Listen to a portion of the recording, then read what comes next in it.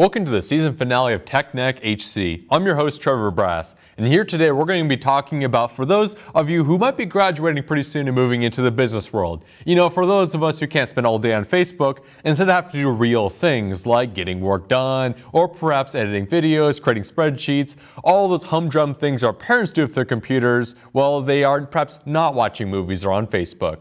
So today we'll be looking at different needs for business people, looking at what professional needs such as computers, tablets, and smartphones that they can use, and then we'll always do a wrap up and tell you what kind of computers are the best for each type of individual.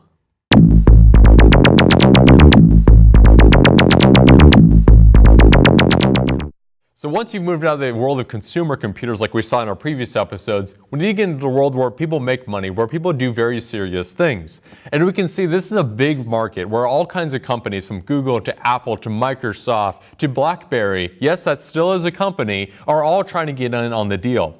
So let's start with basic computers. Let's look at we've talked a lot about hardware, but we want to talk more about computer software that they run. Now, obviously, it depends on what line of work you go into, but everyone should be familiar with Microsoft Office, which, as Microsoft is now trying to do, is trying to put it into what is called the cloud. Essentially, the cloud is a term for having all your computer work done not here on your desktop computer, but rather being done in a big warehouse full of computers called the data center. And essentially, you get all your software and all your stuff through an internet browser. So think of that web-based email such as Gmail or Hotmail. Those are cloud services. If you ever use Google Docs or Zoho or Microsoft Office Online, you're using a cloud software. And we can see Microsoft has already started out with their Office 360, the latest rendition of their ever-popular moneymaker, Office. Now, Office is that typical boring but all the very useful software suite that lets you do word processing, spreadsheets, databases, presentation with PowerPoint,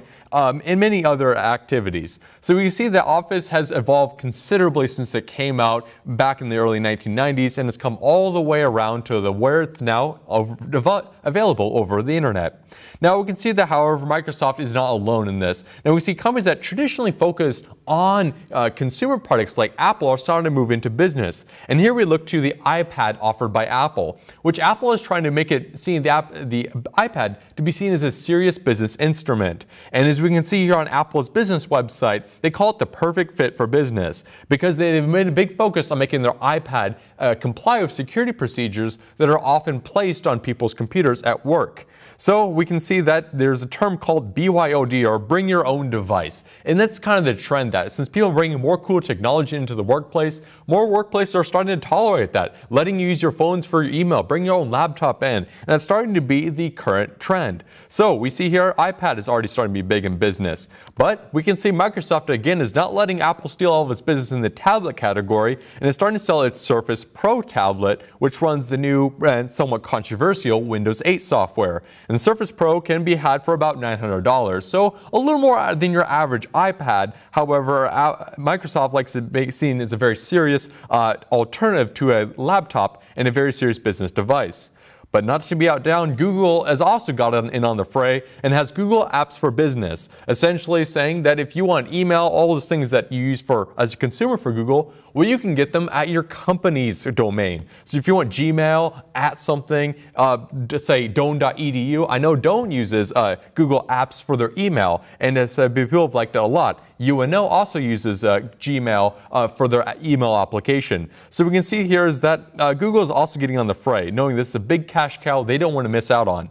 And then perhaps our friends from Canada up north, the company Research Emotion, which is now named BlackBerry after its synonymous product, is trying to get back into the fold. Now, just about 5 years ago, BlackBerry was synonymous with email and corporate security. They had very reliable, very secure phones, and business people liked them. However, it shows just how quickly this market has changed when now BlackBerry is sort of the runt of the family. Everyone wants Android and iPhone devices, but BlackBerry's trying to hit back and try to gain some of the market share. They now have the new BlackBerry Z10, which is their flagship phone.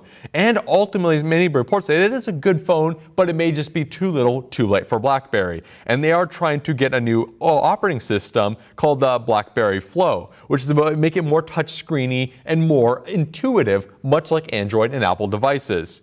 So we can see here there's plenty of products and software services for those in the business world. Now we're mostly focusing on those who work in the office, who are doing legal work, who are doing financial work, things where security, stability, and continuity are important. However, if you go in the digital media field, such as video, audio, or photography, you perhaps need a much different set of software. And we can see here on this laptop is we have Cool Edit Pro, which is the precursor to Adobe Audition. And in fact, it was made by an independent studio until a few years ago when Adobe bought out the company and then turned Cool Edit Pro, an audio editing software, into Adobe Audition. So we see here is we have Cool Edit Pro, the version right before the company was bought out by Adobe. And it's very useful, very feature-packed, audio editing software, although the downside of that is that it probably requires a little longer learning curve than most pieces of software.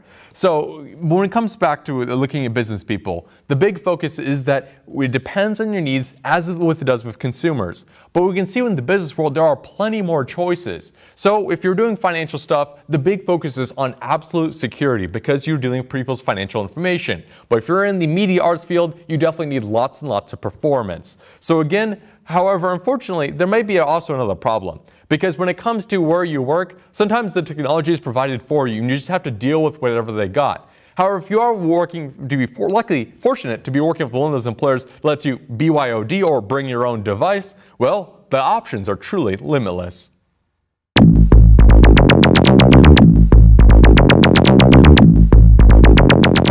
On this episode of TechNeck HC, I've been giving you a good overview of all the business world and their computing needs. So we can see, obviously, just like with consumer issues, it depends on what you need and what your employer is willing to provide you. However, we see some interesting shifts. The first one is that there's a lot of choices out there, whether it's Google, Apple, Microsoft, BlackBerry, and many other corporations are getting in on the fold, often creating both hardware and software for business needs. But we can also see there's an interesting shift towards cloud computing, as we saw that Microsoft is now putting their ever famous and perhaps very traditional Office software in the cloud. Remember, as we said, clouds are simply just having the computing work done not on your desk, but rather in a warehouse full of computers called the data center, perhaps many hundreds of miles away. And perhaps the final thought here is that there is a lot of choices to have. Whether you need something that's more for security, if you're doing financial stuff such as spreadsheets, you want to make sure you have very strong antivirus protection and that you're not going to any untrustworthy sites because security is paramount. However, if you're doing visual arts, you definitely need lots of performance, lots of memory, and a strong video and audio card. For these things will help you get your job done effectively and hopefully prepare for your success after HC. This has been Trevor Brass, host of TechNeck HC. Thank you very much and have a great day.